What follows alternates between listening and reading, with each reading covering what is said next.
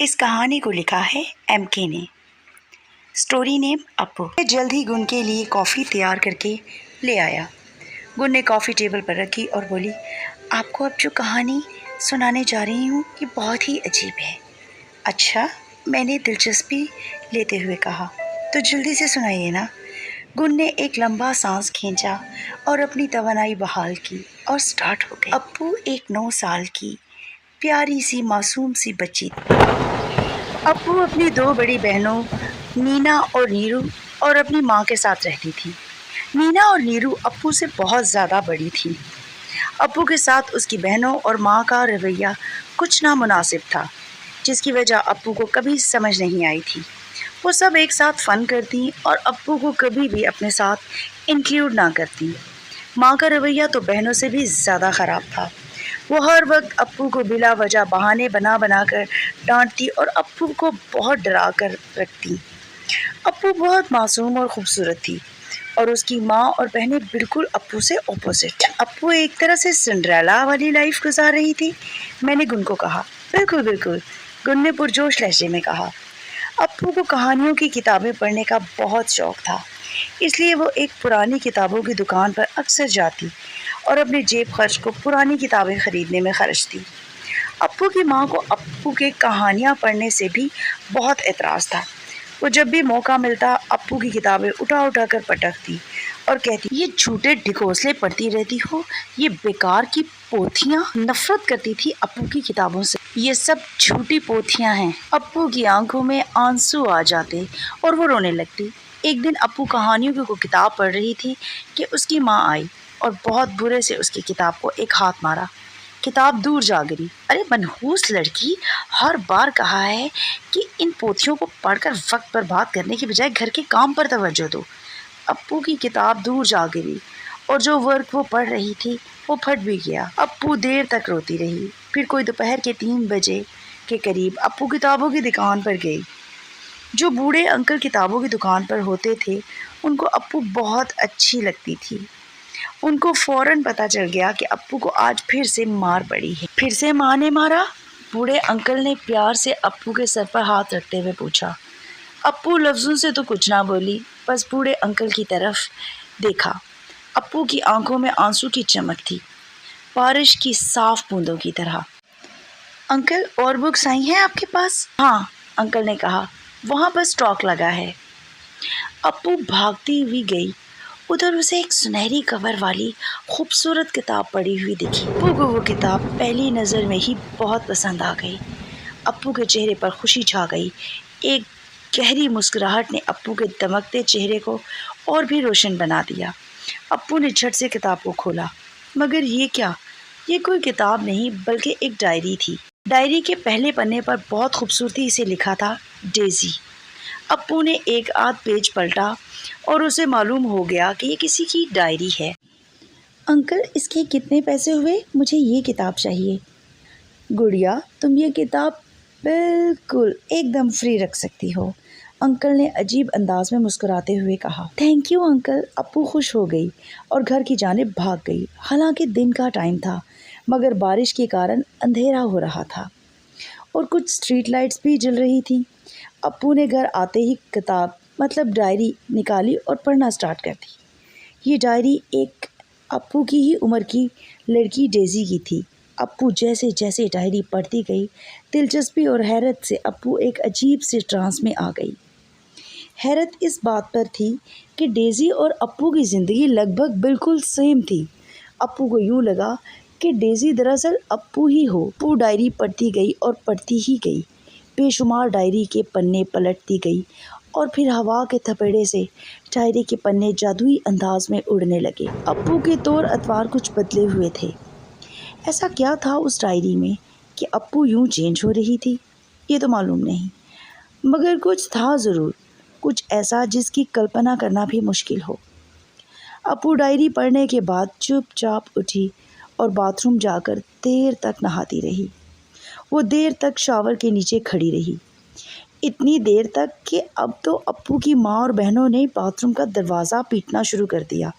कमबख्ती मारी, बाहर निकल, आज तो तेरी हड्डियाँ पीस दूंगी। अप्पू की माँ ने बाहर से अप्पू को कोसने देने शुरू कर दिए। अचानक बाथ का लॉक खुला और अप्पू बाहर निकली, एकदम चुपचाप, किसी रोबोट की तरह धीरे धीरे कदम उठाती आगे बढ़ने लगी। छोटे छोटे कदम लेती वो अपनी माँ और बहनों की डांट को इग्नोर करते हुए आगे बढ़ती चली गई। अप्पू की माँ और बहनें अप्पू के बदले तेवर और अंदाज देखकर हैरान हो गई थीं। अप्पू सीधा किचन में गई। अप्पू की माँ ने कच्चा चिकन पकाने के लिए धोकर रखा हुआ था। अप्पू ने कच्चा चिकन उठाया और खाने लगी, वहशियों की तरह। अब अप्पू की माँ और बहनें डर गईं। नीना झट से बोली, माँ मुझे लगता है इस पर कोई जिन भूत या प्रेत आत्मा आ गई है। नीरू भी बोली, हाँ हाँ माँ, ये पोजेस्ड लग रही है।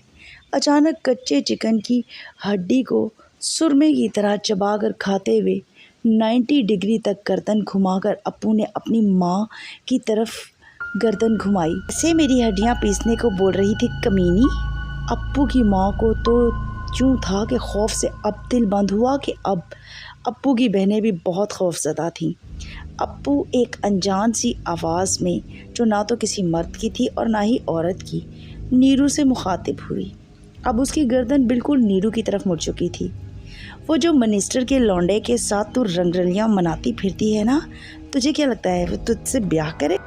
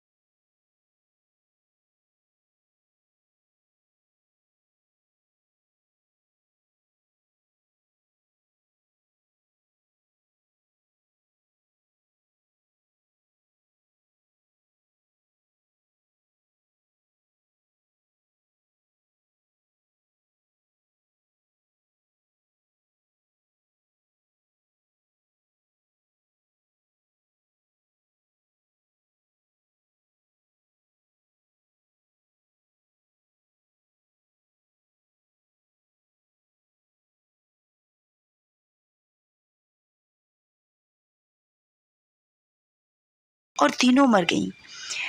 तीनों का बेजान जिस्म पड़ा था और तमाम अप्पू अब एक ही अप्पू में जा मिली और अप्पू खड़ी होकर भयानक मुस्कुराहट के साथ उनको देखती रही। अगले दिन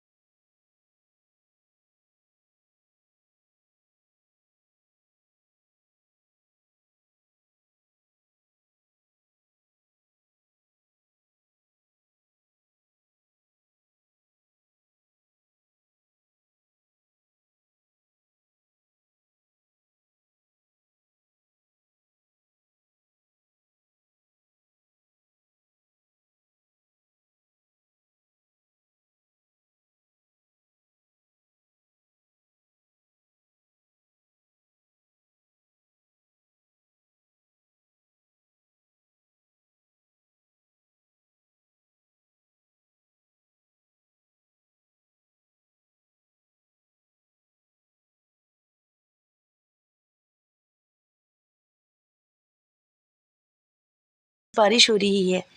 अच्छा रुको, मैं तुम्हें छोड़ के आता हूँ। नहीं, इसकी ज़रूरत नहीं, अब मैं चलती हूँ। कॉफ़ी के लिए शुक्रिया, ये कहकर गुन उठी और बाहर की ओर चल पड़ी।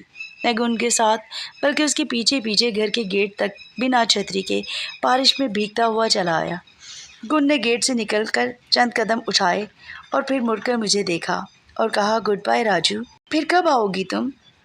मैं आती रहूँगी। कुत्ते बहुत बुरे से भौंकने लगे। मैंने मुड़कर उनको देखा और जब चुप होने को कहकर साथ ही मुड़कर दोबारा स्ट्रीट में देखा तो गली सुनसान पड़ी थी। अरे, गुन किधर गई? मैं घर से बाहर निकल आया और इधर उधर हर तरफ नज़र दौड़ाई, मगर मुझे वो कहीं दिखाई ना दी। गुन ने मेरा नाम पूछा नहीं था, मगर उसे मेरा नाम पता था। राजू मेरा निकनेम था। मेरे घर की नेम प्लेट पर राजू नहीं लिखा था, कुमार खन्ना लिखा था। राजू तो मेरा निकनेम था। मैं ये बातें सोचता वापस ड्राइंग रूम में आ गया। मैंने देखा गुन की कॉफ़ी वैसे की वैसी थी। उसने एक बूंद भी नहीं पी थी। इस बात को 1 हफ़्ता हो गया है और मैं अभी तक गुन के बारे में ही सोचे जा रहा हूँ और इस इंतज़ार में हूँ कि गुन फिर कब आएगी। उम्मीद करती हूँ आपको ये कहानी बहुत पसंद आई होगी और बैकग्राउंड में चहचहाते हुए परिंदे और बारिश का नेचुरल साउंड भी आपको पसंद आया होगा। अपना बहुत ख्याल रखिएगा। Love you all.